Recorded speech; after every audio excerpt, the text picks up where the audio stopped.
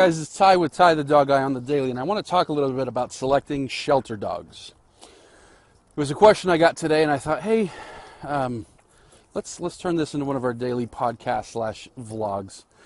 And so, a lot of folks have questions about shelter dogs, and the one in particular today was, hey, we want to, we want to have a therapy dog. We want to go visit, I think it was hospitals or something like that. Anyways, they wanted a therapy dog, and they wanted to rescue a dog from the shelter and train it to be a therapy dog. And so, they were looking for help, and I said, well, we can help a variety of different ways. Sometimes the way that will help is give you a bunch of ideas. And so the question was, all right, what are those ideas? What do we want to look for? And there's not an exhaustive list, but there's enough of a list that we generally use when we're looking for a dog that I thought I would share at least a handful of those bullet points with you today. Some of the more important ones, things like that. And so like I said, this is not exhaustive. There's other things. There's feel. There's experience, and all these things that come into it. But I'll share enough of that. Hopefully, if you're looking to rescue a shelter dog, that you can use some of these bullet points. So, first thing you have to realize is you're probably going to want to test several dogs. I hate to say this in a way that comes across as mean, but there's a reason that a lot of dogs are in shelters. They are, genetically they have nervous systems that are weak or problematic, troublesome. Maybe they've had abuse or neglect, things like that are contributing to current negative behavior.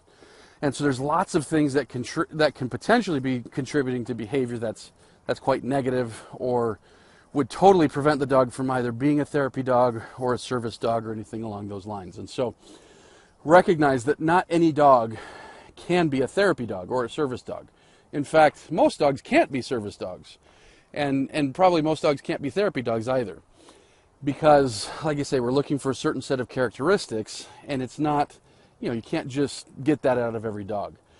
Especially when you're looking for something specific, like, hey, I want to find a dog to specifically do X, you have to realize that immediately eliminates a huge portion of the dogs, that you're going to see, whether it's in a shelter or anywhere else.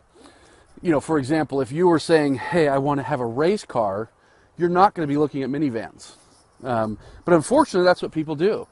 They say, I want to rescue a dog for service or therapy, or I've seen a lot of people do this. I want to rescue a dog for service or therapy, and they're rescuing the wrong type of dog, the wrong characteristics, the wrong this or that, and they're already behind the 8 ball. Because there's nothing wrong with a minivan. Minivans are cool. I used to drive a minivan. That makes them cool, right? But a minivan isn't going to be a race car. Even if you put all this time and effort and make that minivan faster and more aerodynamic and streamlined, it's still not going to be a race car. And so, and of course, the question would be like, why would you put all that time and effort into a minivan to turn it into a race car when it's never going to be one? Well, again, that's what a lot of dog owners do. And I'm talking specifically service and therapy dogs, but the same could be said for agility, protection dogs, search and rescue dogs, what have you. There's certain characteristics you want to look for. So when I'm looking for a dog that's a therapy dog or a service dog, the thing that I'm looking for, probably number one, the biggest thing is confidence. I want a dog that's confident. I want a dog that can handle pressure and stress, because pressure and stress is a big part of the life of a service or therapy dog. A therapy dog is going to be going and meeting with hundreds of people over its life. It's going to be around medical equipment. It's going to be around strange odors. It's going to be around, screaming and people in pain. And it's going to be around a lot of things, that are stressful. And so we need a dog that's confident that can handle that. So, when I'm first looking for a dog that I'm looking to rescue for therapy work or service work, that dog that's huddled in the corner, I'm not getting that dog. Now, if you're equipped to handle that dog, rescue that dog. Don't expect it to be a service dog or a therapy dog. Because a lot of people will rescue that dog out of just sheer pity. Oh, look at this dog. It needs a home. It needs a job. It needs a responsibility. Let me rescue this one. Well, it's noble to rescue that dog, certainly. But that dog that's already starting as a fearful, timid dog, the chances of it turning around to being a confident dog that can handle the pressure that comes with therapy or service work is pretty slim. So first glance is going to tell me something, not everything, but it's going to tell me something. So if I see this dog that's aggressive or fearful or backing up or, barking at everything and trying to get away from everyone, that's, boop, automatically we're not taking that dog. I want the dog that wants to confidently come greet me. Now, for service or therapy work, if the dog comes and jumps on me, I'm okay with that, because jumping, we can fix that, with training. I don't want the dog that's like overly hyper, that comes and just can't calm down, is constantly stimulated by everything, and everything is working that dog up. We don't want that dog. But if the dog comes up and jumps on me, that's not a bad thing. And on certain levels, it's a good thing as long as it's not too hyper, too overstimulated, because it's showing a dog that has some confidence that, hey, even though it's a stranger, he's going to come greet that person. And I want that dog that's social. For therapy work, I want a dog who wants to engage with new people. Again, ideally it's calm. Ideally it's a calm dog. But if it's not calm and it's just like excitable, I may or may not accept that depending on just how excitable the dog is. And oftentimes we also need to recognize that, the dog, being in a shelter environment may find itself cooped up and overly anxious and overly excited and things like that. So oftentimes, I'm going to take the dog out of the shelter environment to kind of test the dog. And then what I want to do is see how well the dog responds to stress. So I'm going to take a big tin pan and I'm going to drop it on, right behind the dog.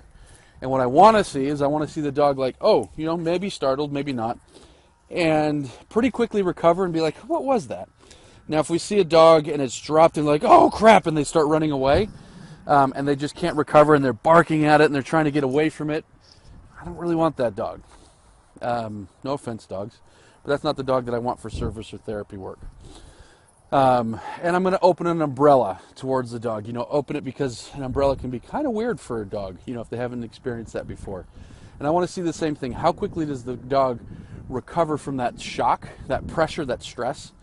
And then I want to do things. I want to take the dog out and see, is the dog hungry? Is the dog food motivated? I want to see how well the dog handles pressure from the leash. I'm going to pull a little bit on the leash and see, does the dog like fight me and freak out? Does he work with that pressure? Does he fight me? I want to see things like that. How does this dog deal with wild cards that are thrown at it? Does it struggle? Does it confidently overcome it? That type of thing. And I know that can be kind of vague because the reality is now, after working with thousands of dogs over the years, there's still that gut feel that tells you, hey, this is a good dog or this is a dog that's not going to work. But like I say, there's those concrete things. Getting the dog walking on the leash, getting the dog, seeing if the dog wants to come to me, seeing if the dog confident enough and social enough to come to strangers, seeing if the dog recovers from stress of noise, stress of an opening umbrella. I'll push a shopping cart past the dog.